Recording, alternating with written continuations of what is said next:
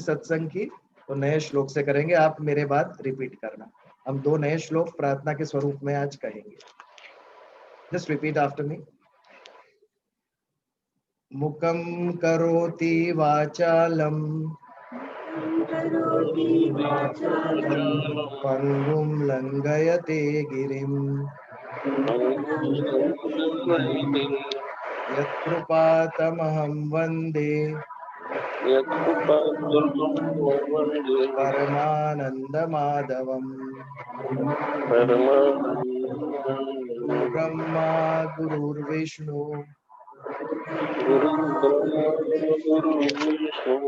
गुरुर्देवो महेश्वर गुरुर्साक्षात् परब्रह्म तस्मै श्री गुरवे नमः। शांति शांति शांति। Now I request Ami to sing the bhajan. Request if you all can repeat after. Oh yeah. Okay, एक line memorize.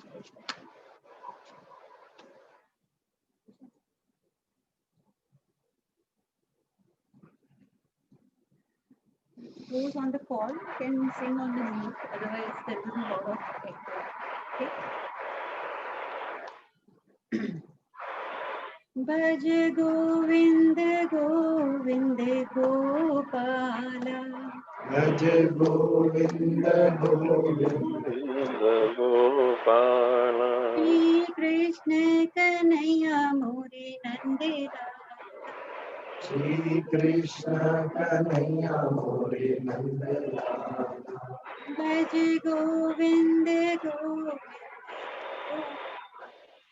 भज गोविंद गोविंद गोपाला माता यशोदा दैया बलोवे माता यशोदा गैया बलोवे माखन खाए मोरे नंदलाला माखन खाए नंदलाला भज गोविंद गोविंद गोपाला भज गोविंद गोविंद नंदलाला वृंदावन की कुंज गलियन में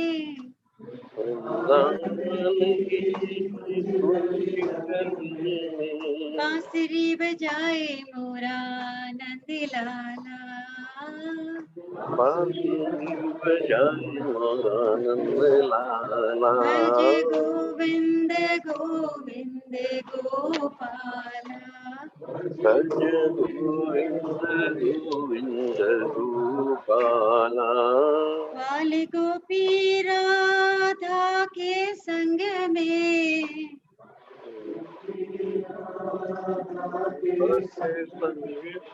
रास रचाए मोरा नंदलाला रास रचाए मोरा नंदलाला भज गोविंद गोविंद गोपाला भज गोविंद गोविंद भज यमुना जी के नीरे तीरे यमुना जी के नीले तीरे गैया चराए मोरा नंदलाला गैया चराए भज गोविंद गोविंद गोपाला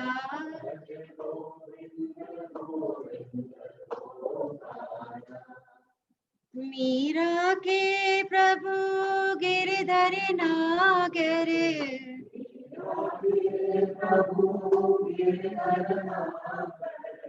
शरण में राखो मोरे नंदलाला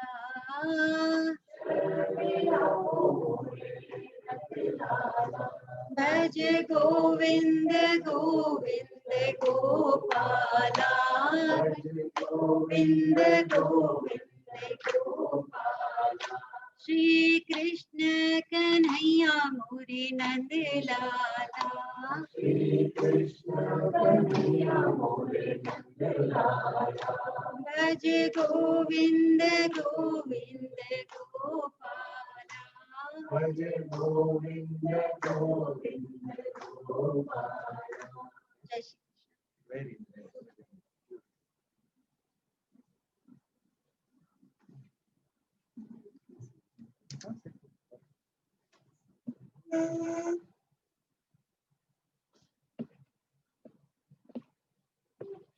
पुनीत आने थोड़ा जी और करो टेबल को यार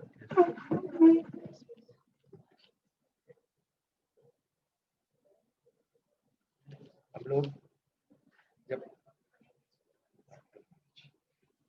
जब प्रत्यक्ष सत्संग करते हैं पिछले 4 साल से भगवत गीता के ऊपर हम ये वसुधैव कुटुंबकम इस प्रकार हम एकत्रित होकर भगवत गीता के ऊपर चर्चा करते हैं, विचार करते हैं। तो शुरुआत में हम कोई भी एक सूत्र या उपनिषद उसका पारायण करते हैं और उसके बाद जो भी अध्याय पर हमारा विचार चलता है उस श्लोक को और उसके आगे पीछे के कुछ श्लोक का हम भगवत गीता का पारायण, हमें उच्चारण कैसे करना ये समझ में आता है। ऑनलाइन था इसके लिए we were not doing it, but आज हम जब इतने लोग प्रत्यक्ष मिले हैं तो आज हम प्रवचन शुरू करने से पहले आद्य शंकराचार्य का जो आत्मष्टक है उसका हम पठन करेंगे। 6 श्लोक है आत्मष्टक में। What is Atmashtak? पहले तो आद्य शंकराचार्य अद्वैतवाद के प्रतिपादन किया उन्होंने, उसमें डेप्थ में नहीं जाता हूँ, वी ऑलरेडी लेट आज। But what is Atmashtak? आत्मा क्या है? Nobody can define it. वो अनुभूति का विषय है। जैसे सुगंध को हम डिफाइन नहीं कर सकते, वी एवरीबडी नोस रोज की स्मेल कैसी होती है, यदि कहे कि एक्सप्लेन करो तो वी कांट एक्सप्लेन, क्योंकि वो अनुभूति का विषय है। वैसे ही आत्मा भी, जिसका कोई गुण नहीं है, ना रंग ना रूप ना स्मेल ना टेस्ट ना कोई उसका आकार है, तो उसके एक्सप्लेन कैसे कर? आज मनुष्य, भगवान ने बुद्धि की गिफ्ट दी है हमें और सोचना शुरू किया उसने कि मैं कौन हूं। कौन होगा वो पहला मनुष्य जिसे ये प्रश्न हुआ होगा कि सारी सृष्टि में इतने पशु पक्षी वृक्ष नदी पर्वत इतना कुछ है, इसमें मैं एक कौन हूं? बालक को जन्मते हुए उसने देखा होगा, किसी की मृत्यु देखी होगी और प्रश्न हुआ होगा हम कहाँ से आते हैं और कहाँ जाते हैं। ये क्या था जो हमारे शरीर को चलाए रखता था और एक एक क्षण में जो बैठ के बात कर रहा था व्यक्ति, दूसरे क्षण में वो नहीं रहा। आंख यही है, कान यही है, लेकिन कुछ हुआ और ये आंख अब नहीं देख रही है। इसे हम आंख से देखते हैं, तो डेड बॉडी की आंख कुछ भी नहीं देखती है, वही आंख होती है जो 2 मिनट पहले सारे विश्व को देख रही होती है। तो समथिंग इज देयर। ये समथिंग क्या है, इसके ऊपर विचार शुरू हुआ। और ये जो एक ऊर्जा, एक चेतना मात्र, अभी मैं ये देख रहा था, उसके ऊपर भी scientist are telling what is soul, it is just energy, electricity है, एक पावर है। चैतन्य हम क्या कहते हैं, चेतना क्या है? वो भी एक ऊर्जा का स्तोत्र है केवल। इलेक्ट्रिसिटी है, उसका स्टेशन है जहां से उत्पन्न होती है, बट इसका स्तोत्र कहाँ है किसी को पता नहीं है। It has no connection like a mobile phone.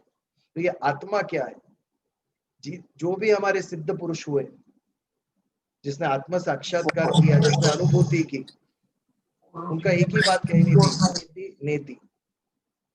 नेति यानी क्या? न इति। इति यानी ये। आत्मा ना ये है, ना ये है, ना ये है, ना ये है। We just can't explain. हम बता नहीं सकते शब्दों में, उसका वर्णन नहीं कर सकते, बट फिर भी है कुछ ऐसा तत्व जो हमें दौड़ाता है, चलाता है, सोचते हैं, जिसके कारण हम, जो ऊर्जा है हमारे बीइंग के पीछे, हमारे अस्तित्व के पीछे, और उसको समझने के लिए आद्य शंकराचार्य ने एक स्तोत्र की रचना की, आत्मष्टक। उसमें पहले 5 श्लोक में उन्होंने नेगेटिव तरीके से बताया कि मैं ये नहीं, ये नहीं, ये नहीं, ये नहीं। और छठे फाइनल श्लोक में उन्होंने कहा कि I am something like this, मैं ऐसा कुछ हूं आत्मा के विषय में। तो वो आत्मष्टक बहुत ही सुंदर स्तोत्र है, उसका हम आज पठन करेंगे। साथ में सबको कॉपी दी गई है, आप रिपीट करोगे कि साथ में पढ़ेंगे? पहला दिन है तो रिपीट करते हैं, आप मेरे पीछे रिपीट कीजिए, आप डजंट मैटर, सुनेंगे सब। आत्मष्टक भी कहते हैं और निर्वाण अष्टकम भी कहते हैं। निर्वाण अष्टकम मनोबुद्ध्यहंकार चित्तानि नाहम्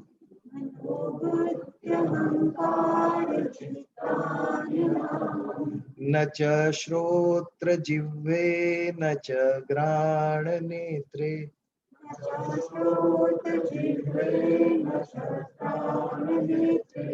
न च व्योम भूमिर्न तेजो न वायु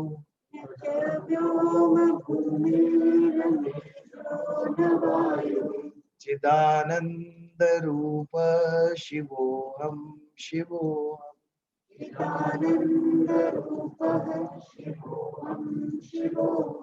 न च प्राण संज्ञो न वै पंचवायु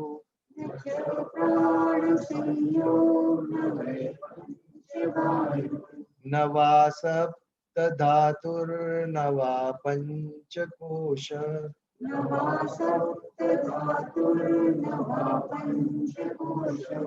न वाक्पाणिपादौ न चोपस्थपायु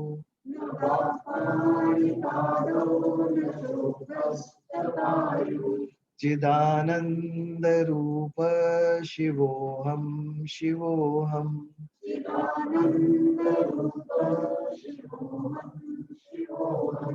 न मे द्वेष रागौ न मे लोभ मोहो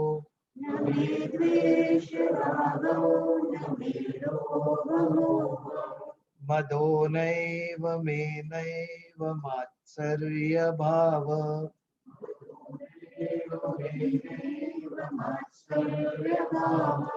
न धर्मो न चार्थो न कामो न मोक्ष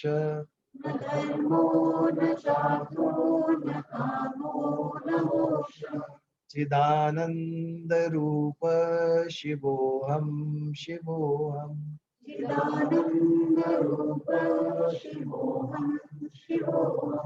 न पुण्यम न पापम न सौख्यम न दुःखम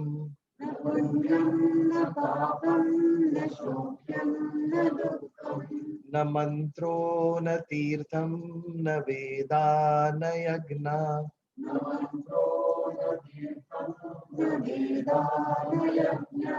अहं भोजनं नैव भोज्यं न भोक्ता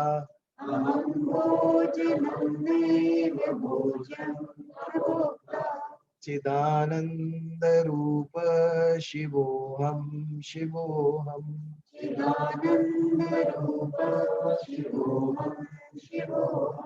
न मृत्युर्न शंका न मे जाति भेद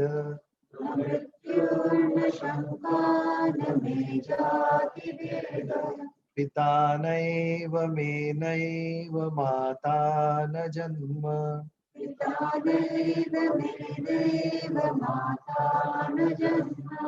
न बन्धुर्न मित्रं गुरुर्नैव शिष्य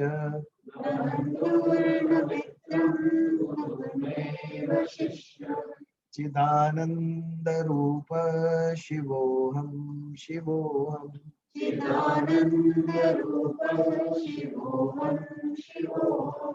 अहं निर्विकल्पो निराकार रूप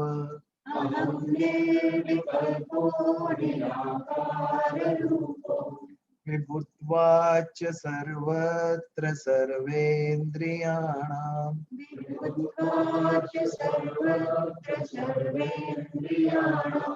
न चासंगतं नैव मुक्तिर्न मेय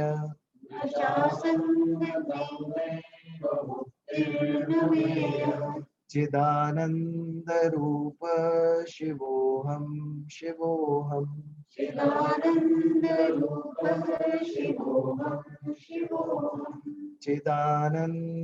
रूप शिवोहम शिवोहम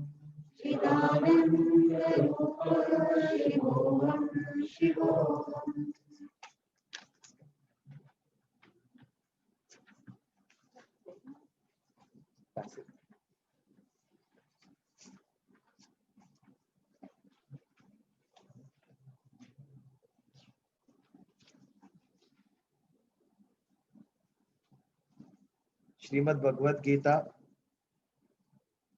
अध्याय 1 अर्जुन विषाद योग पर हम विचार कर रहे थे। 44 श्लोक पर विचार किया, चर्चा की हमने पिछली बार। प्रथम अध्याय के अंत के तरफ हम लोग आगे बढ़ रहे हैं और 3 से 4 श्लोक में विषाद योग का समापन होगा। अभी भी पूर्णतः अर्जुन मन से टूटा हुआ है। बिल्कुल ही उसके मन में इच्छा नहीं हो रही है कि मैं मेरा कर्तव्य निभाऊं। 44 श्लोक में हमने देखा, उत्सनन कुल धर्माणाम मनुष्याणाम जनार्दन नरके नियतम वासो भवितत्यनुसुषुम। जिसका कुल धर्म कुल क्षय हुआ, नाश हुआ है, ऐसे मनुष्य का क्या होता है? नरक में वास होता है लंबे समय तक। ऐसा हम सुनते आए हैं। ये परिणाम के बारे में बात कर रहा है अर्जुन। ये कुल का क्षय करने से, युद्ध करने से उसका परिणाम क्या होगा हमारे जीवन के ऊपर। उससे आगे बढ़ते हैं 45 श्लोक पर। अर्जुन ही कहता है आगे, अहो बत महत पापम कर्तुम व्यवसिता वयम यद राज्य सुखलोभेन हंतु स्वजनम उद्यता। अहो बत महत पापम कर्तुम व्यवसिता वयम, वयम यानी हम। अहो बत महत पापम, अहो यानी आश्चर्य, बत यानी घोर। ये बड़े ही आश्चर्य की बात है कि हम ऐसा भयंकर कृत्य करने का निश्चय कर बैठे हैं। यद राज्य सुखलोभेन हंतु स्वजनम उद्यता। किसके लोभ के कारण? राज्य और सुख, ये दो चीज के लोभ के कारण हम इतना बड़ा गुनाह, अपने ही स्वजनों को मारने का गुनाह करने का निश्चय किया। आज लॉ एंड ऑर्डर की परिस्थिति है वर्ल्ड में, कंट्री में। इसके लिए कोई किसी को मारता नहीं, because police is there, courts are there. But छोटे प्रमाण में हम सब ये करते हैं, हमारे लोभ के लिए, हमारे स्वार्थ के लिए। कई बार हम गलत निर्णय ले लेते हैं। हम भी इतना भयंकर निर्णय नहीं लेते हैं, बट छोटे गलत निर्णय हम सब से जब स्वार्थ घेर लेता है हमें, होता ही है। क्योंकि हमारी बुद्धि जो है वो कई बार मन के आगे कुछ नहीं कर सकती। मन यदि विचार करे कि ये करना ही है, तो बुद्धि भी एक बार शांत हो जाएगी। रावण के केस में ऐसा ही हुआ था, पता था गलत है, फिर भी जब अहंकार जागृत हुआ तो बुद्धि का नहीं सुना, उसने गलत कर बैठे। हम छोटे प्रमाण में, लेकिन हमसे भी ये होता है। ये कैसे जाएगा? अवेयरनेस, जागरूकता होनी चाहिए। व्हाट आई एम थिंकिंग, मैं जो सोच रहा हूँ वो सही है या गलत है। यहाँ आश्चर्य की बात है, अर्जुन कहता है हम इतने बड़े हुए, हमारे जो परिवार में माता पिताओं ने हमें जो संस्कार दिए थे, हमारे गुरु ने जो अच्छी बात, अच्छे संस्कार दिए थे, वो सब हम भूल गए। और जिसने हमें ज्ञान दिया उसी को मारने के लिए हम खड़े हो गए यहाँ पर। ये कितना राज्य और सुख का लोभ हमारे ऊपर सवार हो गया। आप आज भी हम संसार में ये वृत्ति देख रहे हैं, राष्ट्रीय स्तर पर भी देख रहे हैं। हर एक 2 कंट्री के बॉर्डर पे कुछ ना कुछ चल रहा है। नेपाल की बॉर्डर पे, भूटान की बॉर्डर पे, इंडिया की बॉर्डर पे। ये राज्य और सुख की लोभ नहीं है तो क्या है? क्या है? इसके लिए हमारे यंग सोल्जर्स मर रहे बॉर्डर के ऊपर। ये राज्य और सुख के लोभ के लिए हमें जो बचपन से अच्छी शिक्षा स्कूल में प्राप्त की थी, हमारे परिवार में हमारे बड़ों ने की थी, वो सब हम भूल जाते हैं। और जब हमारा लोभ जागृत होता है तब युद्ध तक आ जाता है। कई बार हम देखते हैं कि इतिहास देखते हैं कि मुगल टाइम में स्पेशली अपने भाइयों की हत्या करके औरंगजेब सिंहासन पर आए थे। सगे भाई की हत्या, दाराशुकों की हत्या की थी उसने। यहाँ पर भी वही बात है ना, सिंहासन के लिए ही एक दूसरे को मारने को तैयार हो गए, यहाँ तक कि अपने गुरु को और अपने पिता को। ये कितनी बड़ी आश्चर्य की बात है। सब सीखा हुआ भूल जाते हैं। सांख्य योग में दूसरे अध्याय में एक सुंदर श्लोक आएगा कि जैसे क्रोधात भवति सम्मोह सम्मोहात स्मृति भंश। क्रोध जब होता है तो उसे मूढ़ता आती है, हमारी जो स्मृति है उसका भ्रंश हो जाता है। स्मृति यानी मेमोरी। हमने जो इतना कुछ अच्छा सीखा था उस क्षण क्या हो गया? जब हम किसी से झगड़ा कर बैठते हैं, किसी को 2 बात सुना दी, हमें सबको पता है we should not behave this way, और उस क्षण क्या हो गया? ये सब हमने जो सीखा था वो कहाँ गया? अंतर ध्यान हो गया। जब अहंकार जागृत हुआ, मन में वैर भावना जागृत हुई, तो जो भी अच्छा कुछ सिखा था, क्रोधाद भवति सम्मोह, मोह मूढ़ता आती है, सम्मोहात स्मृति भ्रंश, स्मृति जो हमारी उसका भ्रंश हो जाता है, स्मृति भ्रंशात बुद्धिनाशो, बुद्धिनाशात प्रणश्यति, स्मृति मेमोरी गई तो हमारी बुद्धि का नाश हो गया। जो कृष्ण भगवान नारायण के स्वरूप सारे अणु अणु में बसे हुए हैं, उसको पकड़ने की दुर्योधन चेष्टा करता है। जब संधि का प्रस्ताव लेकर गए दुर्योधन से मिलने, क्या हो गया उसकी स्मृति को? उसे पता नहीं है कौन है, सबको पता है नारायण के अंश है भगवान कृष्ण, बट उस समय जब क्रोध आया तो दुर्योधन की स्मृति चली गई, सामने कौन है वो भूल गए, और उससे क्या हुआ? बुद्धि नाश हो, बुद्धि नष्ट हो गई, और आगे चल के प्रणश्यति, उसका नाश हो गया। तो यहाँ पर भी वही बात है, आश्चर्य की बात है, सब अच्छी बातें जो हमने सीखी थी वो सब हम भूल गए कि आज तक जिस गुरु ने हमें अच्छा सिखाया उसी को हम मारने तैयार हो गए। आश्चर्य की बात है ये। बट ये अर्जुन की बात आप सबको सही लगेगी, nobody can oppose to it. But Sankhya Yoga में देखिए कृष्ण भगवान ने एक एक बात का खंडन किया, यू आर रॉन्ग। यहां से जब अपहरण करना था सीता जी का, तो रावण साधु का वेश लेकर आया, रावण के वेश में आया होता तो नहीं कर सकता था। तो अर्जुन का भी कुछ ऐसा ही है, बातें अच्छी कर रहा है लेकिन उसके पीछे पलायनवाद है, कैसे मेरे कर्तव्य से मैं भाग जाऊं। कई लोग मुझे पूछते हैं कि सारे विश्व के सभी धर्म अहिंसा सिखाते हैं, शांति से रहो, प्यार से रहो, आपका धर्म कहता है हिंसा कर, भगवान कहते हैं मार, और किसको मार? तेरे ही स्वजन को मार। एक ऐसा विलक्षण धर्म है हमारा, सोचना पड़ता है हमें, हमारा धर्म क्या हिंसा करने को सिखाता है, और वो भी स्वजन को मारने को सिखाता है? नहीं, हम गलत तरीके से देख रहे हैं, हम अर्जुन की दृष्टि से देख रहे हैं, इसके लिए ऐसा लग रहा है। भगवान ने कहा है कि तेरे पितामह को मार? भगवान ने क्या कहा? तेरा जो कर्म है वो कर। God has told to do our duty. तू क्षत्रिय है, तू युद्ध के मैदान पे खड़ा है, और तूने हमें इनविटेशन दिया है, पत्रिका लेके तू आया था द्वारिका, भगवान आओ हेल्प करने मुझे, हम लोग युद्ध करने वाले हैं।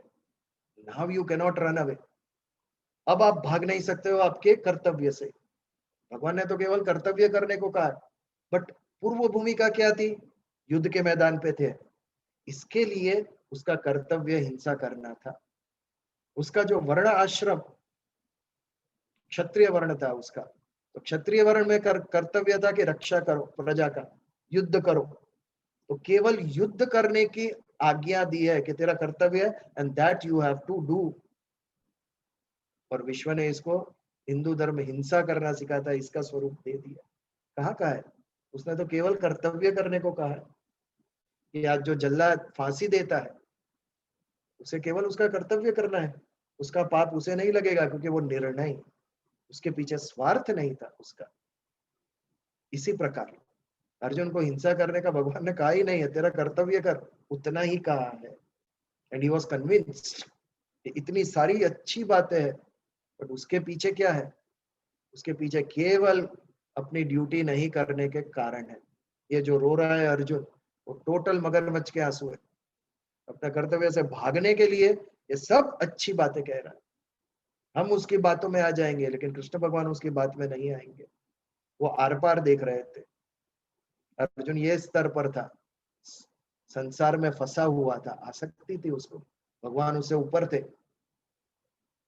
उसको समझाते कि तू जिसे मारने के लिए ये कर रहे हो तो सब मर चुके हैं, ये एक एक की मृत्यु निश्चित है जो सामने खड़ा है वो।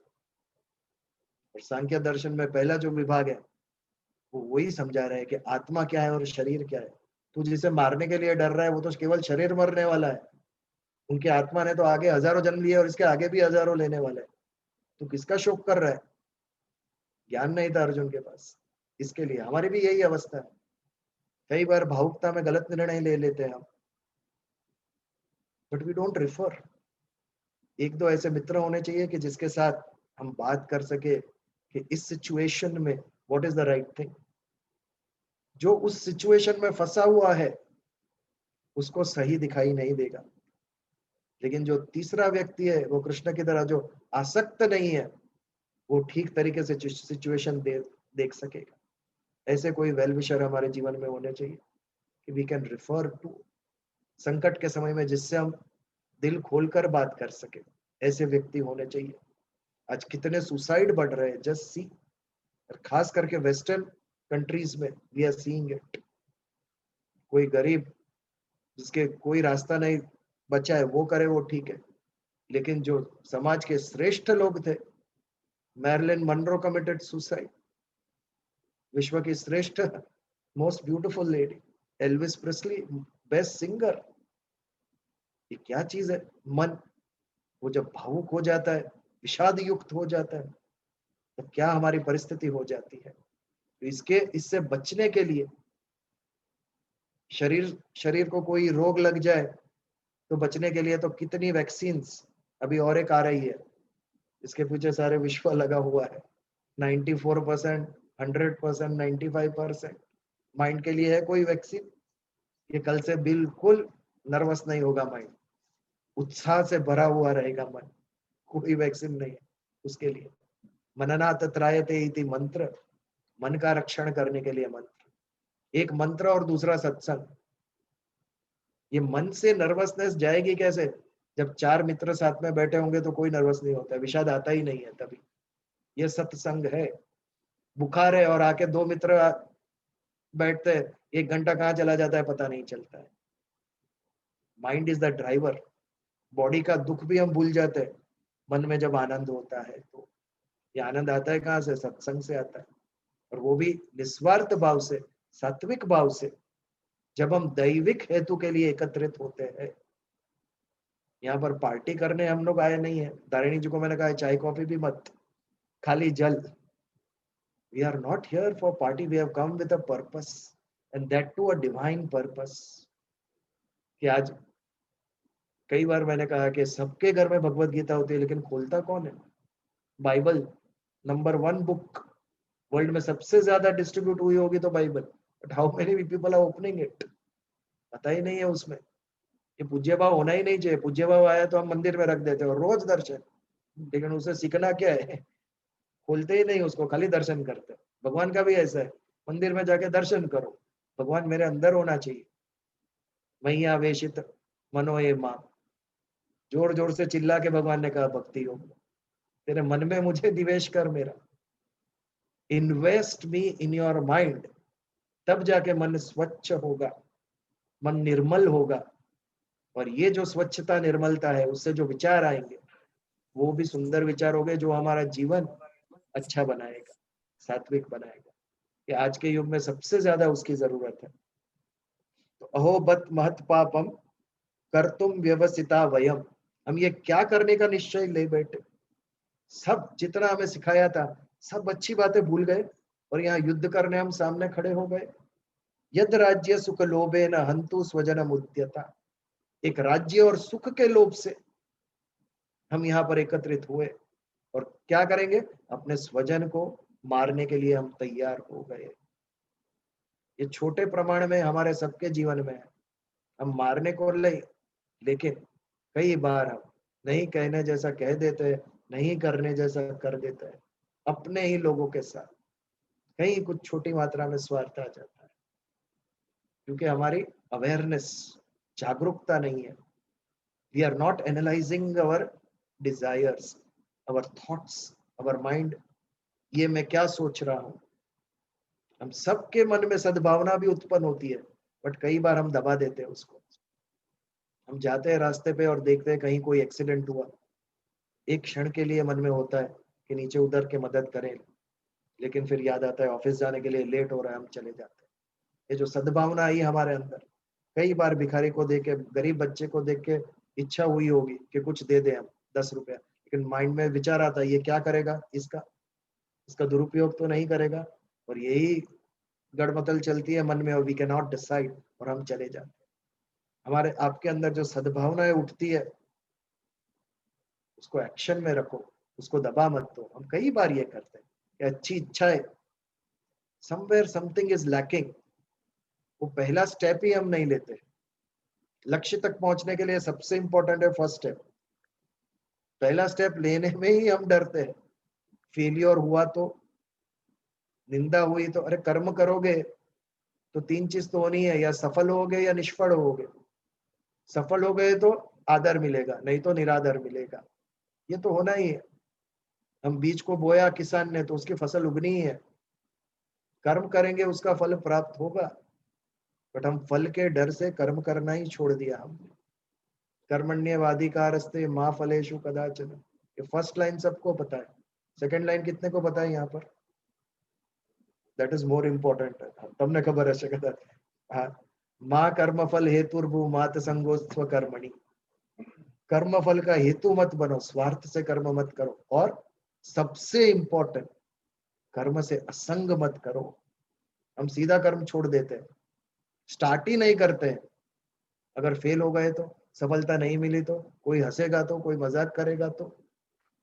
आज जो इतनी बड़ी संस्था है इस्कॉन, जो वैश्विक लेवल पर फैली हुई है, at the age of 65 Srila Prabhupada अकेले अमेरिका गए थे। ही डिडंट नो इंग्लिश, और किया क्या उन्होंने, न्यूयॉर्क के एक पब्लिक गार्डन में बैठकर कीर्तन करना शुरू किया।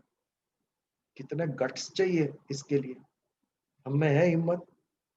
न्यूयॉर्क नहीं जाना है, बॉम्बे के एक गार्डन में बैठ के चालू करो मंजीरे लेके कीर्तन करना अकेले। It is so difficult, but उनका क्या कन्विक्शन होगा, this is going to change things.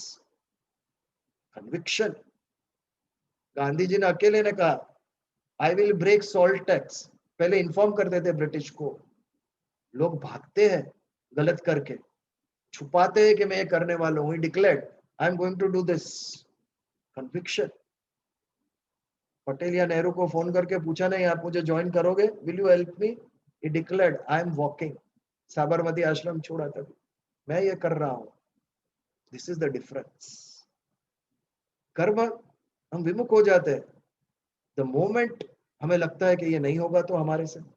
First step ही नहीं लेते हैं हम। फर्स्ट स्टेप लेने से ही हमारे अंदर भय उत्पन्न होता है। तो लक्ष्य तक पहुंचेंगे कैसे? कैसे पहुंचेंगे हम लोग? 4 साल पहले मेरे एक मित्र ने कहा मुझे, लेट अस डू दिस। मैं बोला ठीक है चलो। 2 people स्टार्टेड। आज 3 जगह पे, सप्ताह में 3 जगह पे 10-15 लोग एकत्रित होकर, क्या 40-50 लोग एवरी वीक ये विषय के ऊपर विचार करते हैं। भले एक सत्संग में 15 लोग है, 10 लोग है, but they are coming since 4 years नियमित। कुछ तो बात होगी भगवत गीता में जो 5000 साल से इंस्पिरेशन दे रही है ह्यूमन बीइंग्स को। इट हैज एन एप्लीकेशन हमारे जीवन में, उसका कुछ तो महत्व है, तभी तक वो चलेगा। कुछ साल पहले हैरी पॉटर आई थी और सब रिकॉर्ड तोड़ दिए, बट आज कौन पढ़ता है हैरी पॉटर? लास्ट किसने पढ़ी हैरी पॉटर? बच्चे भी अभी नहीं पढ़ते। हर एक बुक की एक आयु होती है, न्यूज़पेपर की 1 दिन की आयु। कल का न्यूज़पेपर आज कोई नहीं पढ़ता, बट ये ग्रंथ हजारों साल से, कुछ तो उसकी कोर वैल्यू होगी, इंट्रिंसिक वैल्यू जो उसको चला रहा है। तो ऐसे भगवत गीता के ऊपर वी आर लकी कि भगवान ने हमें ये प्रेरणा दी कि we do something like this, कि हम भगवत गीता को खोले और उस समझने का प्रयास करें। उसका उच्चारण ठीक नहीं होगा तो चलेगा, आपको श्लोक बाय हार्ट नहीं आ रहे तो चलेगा, लेकिन वो समझो, समझ के जीवन में आत्मसात करो। हमारे जीवन में आनी चाहिए भगवत गीता। भले श्लोक बोलना मुझे ना आए, भले बाय हार्ट ना हो मुझे, चलेगा। अर्जुन को क्यों कही भगवत गीता? बाय हार्ट कराने के लिए कही थी कि इट्स योर मेमोरी टेस्ट। ये जो 700 श्लोक में बोल रहा हूँ, you should know it by heart. No please. ना ही ग्रामर सिखाने के लिए, ना ही उसका उच्चारण सिखाने के लिए कही। लास्ट श्लोक में आएगा, धनुष्य बाण छोड़ के रोता हुआ बैठ गया रथ के अंदर अर्जुन। आई कांट फाइट, मुझसे नहीं होगा ये। वो पहले दिन बच्चा स्कूल जाने के लिए रोता है ना ऐसे, I don't want to go, और माँ उसे ऐसे ही पकड़ के रख देती है क्लास में। भले 1 घंटा रोएगा 2 दिन, लेकिन तीसरे दिन से आदत पड़ जाएगी उसको। ऐसी परिस्थिति हो गई अर्जुन की, और रथ में बैठ गया गांडीव धनुष्य छोड़कर। इंद्र ने, अग्नि ने, बड़े बड़े देवताओं ने ऐसे चमत्कारिक अस्त्र शस्त्र दिए थे अर्जुन को। चमत्कारिक अश्व, इतना बड़ा रथ, जो उसका गांडीव धनुष्य था, उसके अंदर जो तुनीर था, उसमें कभी भी बाण खत्म न हो, ऐसा चमत्कारी था। हनुमान जी ने कहा मैं आपके रथ पे आके बैठूंगा। क्या हुआ? ये सब गिफ्ट की, दैवी गिफ्ट। मन में एक विषाद घुस गया। कोरोना से भी खतरनाक है ये विचार मनुष्य का।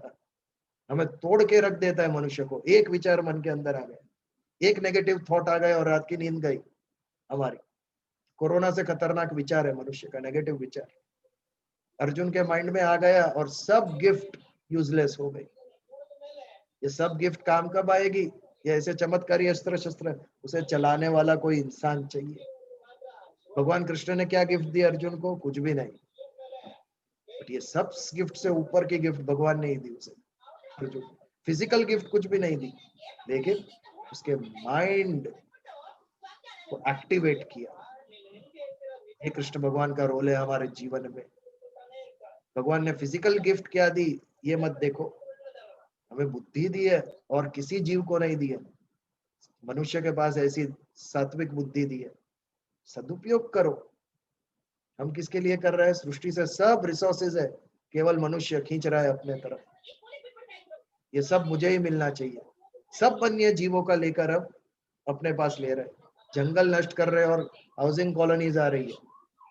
और फिर हम चिल्लाते हैं कि यहाँ पे लेपर्ड आता है, हमारी सोसाइटी में लेपर्ड आ गया। अरे उसकी सोसाइटी में आप गए हो, जंगल काट के आपने वहां मकान बनाया, उसकी सोसाइटी में आप गए, वो तो आना ही है वहां पर।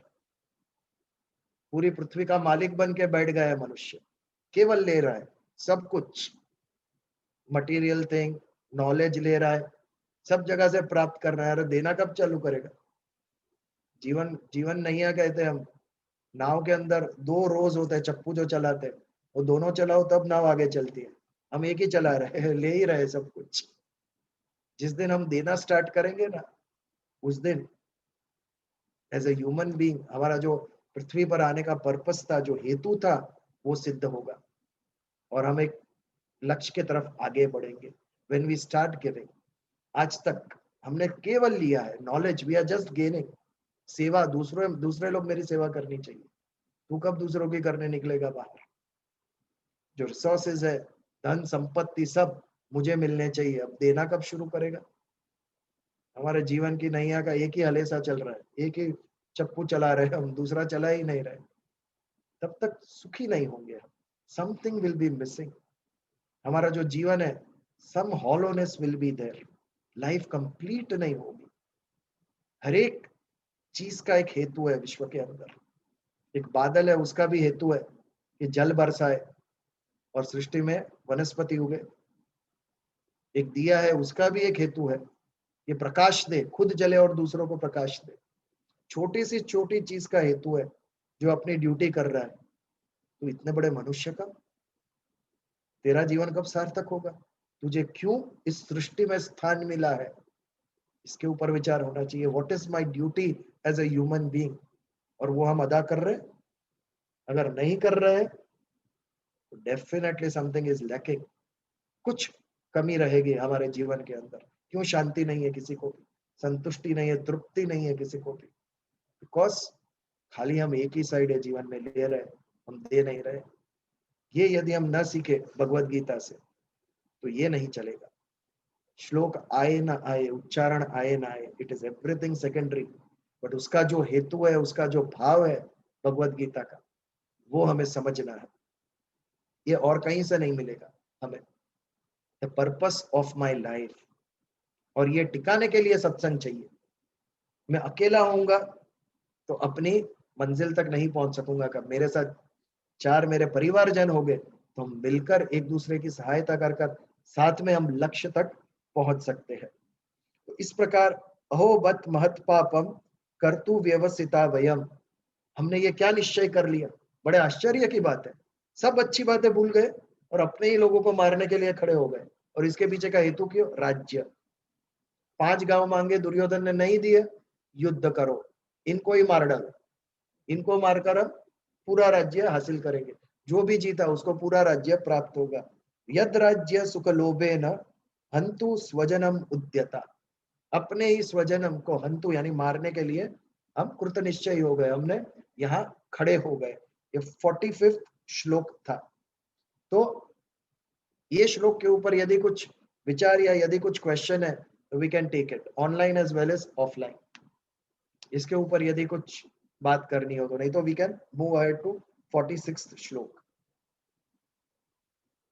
1 or 2 minutes जो तो हमें पूछे।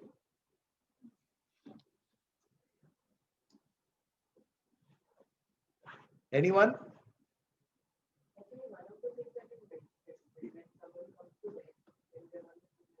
There's a constant dilemma whether you should give or you should not. Yes. The part is that you should not indeed encourage them to bet more or like little kids or whatever. So how do you deal with a situation like that? Yes. See, the amount that is involved is only 10 rupees, 5 rupees, 2 rupees. कभी कभी बुद्धि को side पर रख के मन के कारण कर दो वो। It's a very small amount, you will feel nice. और 2 रुपए में वो क्या बड़ा ये कर लेने वाला। बट एज यू सेड, जो प्रॉब्लम है उसको टैकल करने के लिए इट इज बहुत डीपली जाना पड़ेगा कि व्हाई चिल्ड्रन आर बेगिंग। ये चिल्ड्रन आते कहाँ से? Their parents are to blame. हमारे चिल्ड्रन क्यों बेगिंग नहीं करते? Because parents are taking care. Somewhere किसी ने इनको जन्म दे दिया है, लेकिन they are not taking care of these children.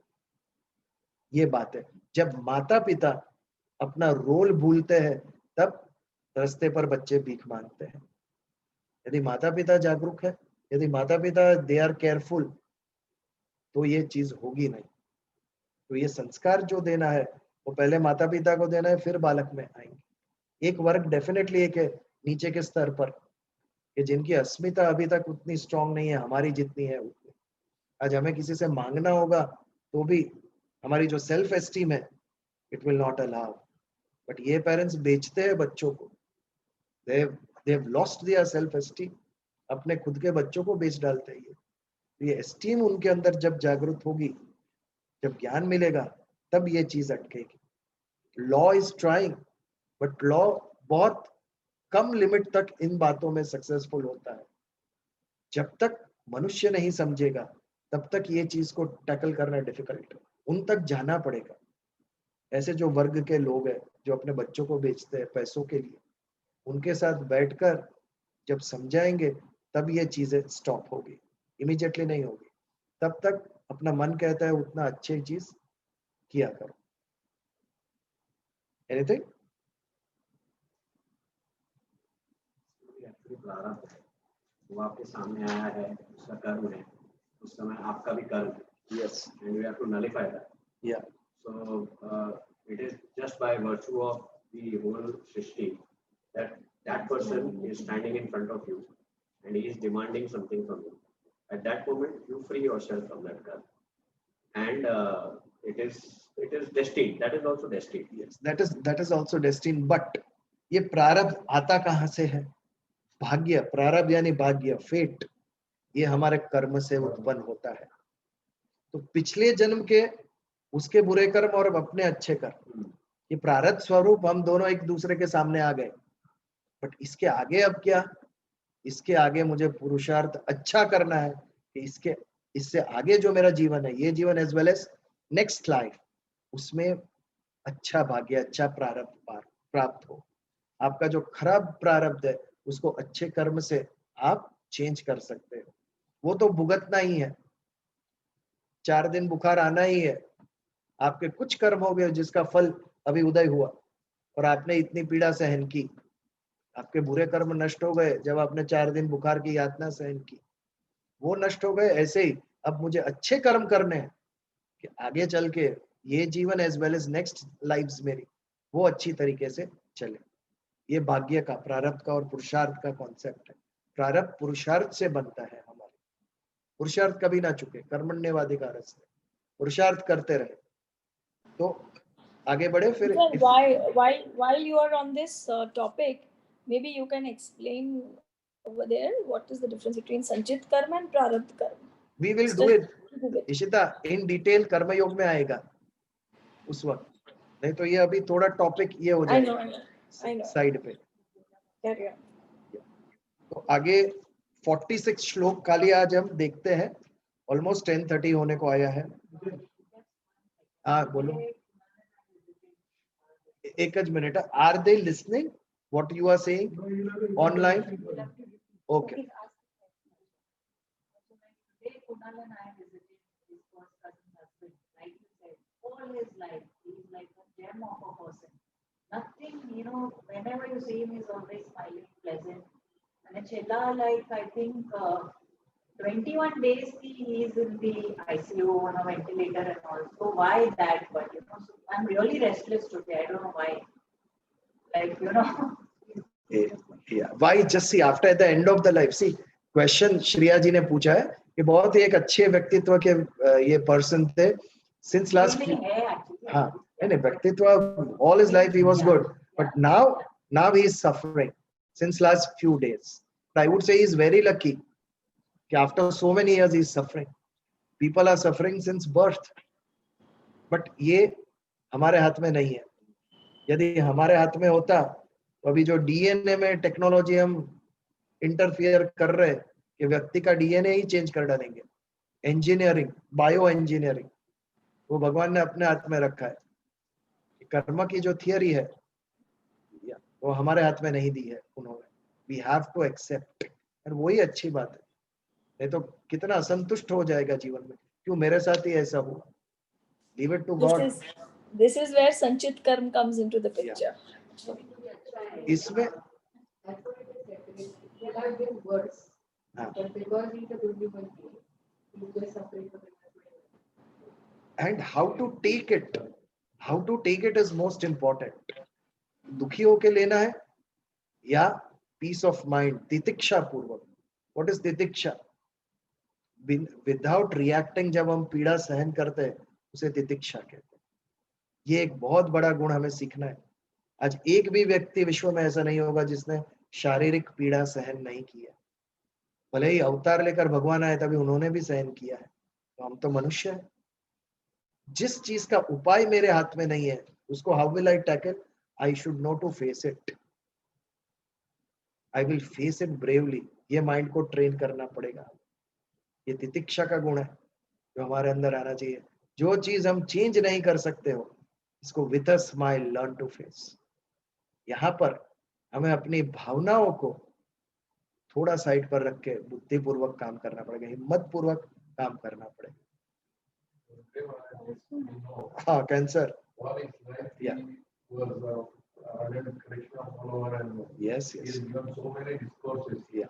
And he died of throat cancer. Yeah. Even Ramakrishna Paramahansa. The last katha that he wanted to do, or he was supposed to do, he went to in Delhi on the podium. He just touched the Bhagavad Gita and he came down. I cannot do justice to this katha, so I'm not doing it. Right. So everything was arranged. Everything was fixed. People were there, lakhs of people, but he said I cannot come. Ramakrishna Paramahamsa also, उन्होंने क्या बुरे कर्म किए होंगे जिन्होंने विवेकानंद को तैयार किया। उनको थ्रोट कैंसर हुआ। Doctor said you can not speak, still he didn't listen. जब तक प्राण है शरीर में मैं अपना काम करूंगा, शरीर उसका काम करेगा, मैं अपना काम करूंगा। This is the philosophical attitude. I am not body, let body do what it wants, I will do what I want. ये जो अहम निर्विकल्पो निराकार रूप आज हमने पूछा, यही बात थी उसमें। तो 46 श्लोक खाली हम देखते हैं आज। यदि माम प्रतीकारम अशस्त्रम शस्त्र पाणाय धार्तराष्ट्ररणे हन्यु तन्मे क्षेमतर भवेत्। कायरता की परम सीमा पे पहुंच गया अर्जुन। मुझे मार डाले तो भी नो इश्यू, बट मैं युद्ध नहीं करूंगा। इसके ऊपर नेक्स्ट ट्यूसडे हम विचार करेंगे। आज यहाँ पर हम समापन करते हैं और प्रार्थना करते हैं। आज नए श्लोक से शुभारंभ किया था, तो शुभ अंत भी नए श्लोक से करेंगे। If you don't know, repeat after me. ओम सहना भवतु सहनौ भुनक्तु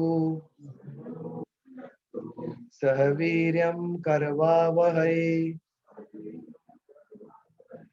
तेजस्विनावधीतमस्तु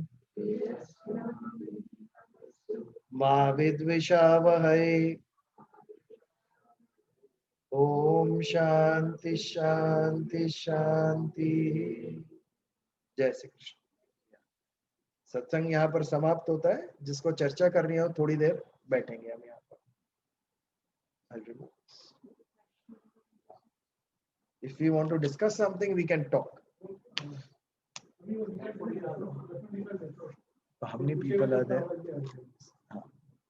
आप लोग भी अगर